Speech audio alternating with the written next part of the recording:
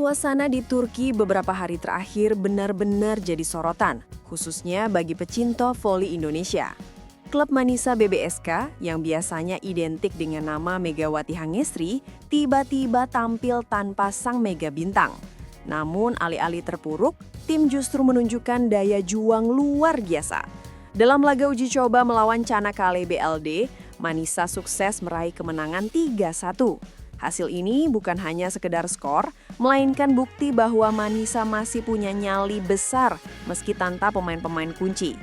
Pertandingan ini berlangsung penuh drama. Set pertama dimenangkan dengan meyakinkan, skor 25-18 membuat publik percaya diri bahwa Manisa tetap kompetitif.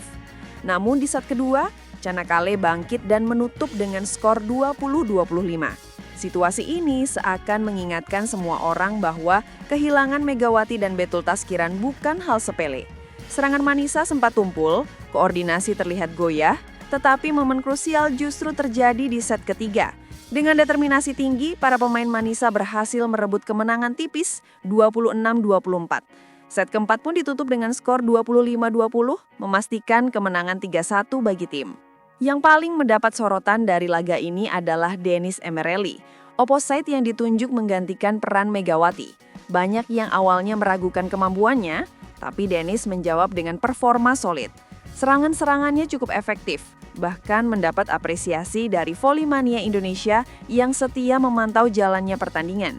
Media lokal menulis bahwa meski bukan Megawati, Dennis layak diberi kesempatan lebih. Apresiasi ini menunjukkan bahwa Manisa punya potensi kedalaman skuad yang bisa dikembangkan. Selain Dennis, nama Dwi Guguncu juga jadi bahan pembicaraan.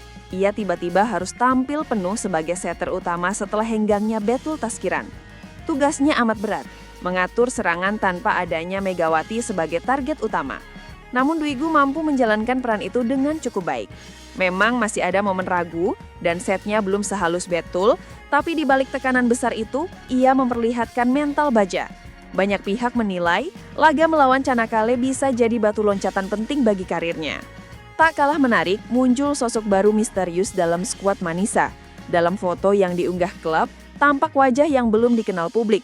Spekulasi pun merebak, apakah ia calon setter baru pengganti Betul? Media Turki dan bahkan media Indonesia langsung menyoroti-nya.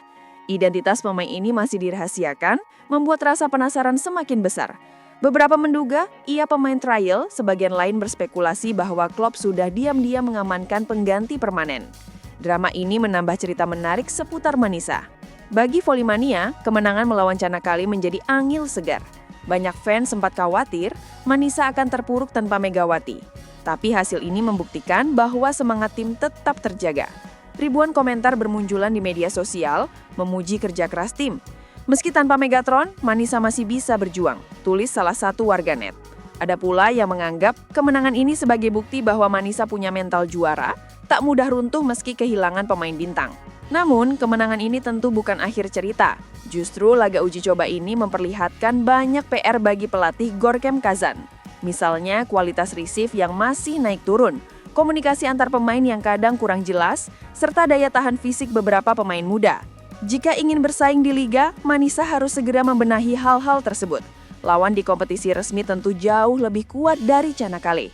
Apalagi jadwal Kadinlar 1 Liga 2025-2026 akan dimulai pada 4 Oktober 2025. Waktu persiapan sudah sangat mepet. Secara psikologis, kemenangan ini juga penting untuk menjaga kepercayaan diri tim. Tanpa Megawati, publik mungkin menganggap Manisa lemah. Tapi kemenangan uji coba membalikkan asumsi itu. Kini yang jadi pertanyaan adalah, apakah performa positif ini bisa konsisten berlanjut saat liga resmi dimulai? Semua orang menunggu, apakah Megawati akan kembali tepat waktu, ataukah Manisa benar-benar harus melanjutkan musim dengan formasi baru?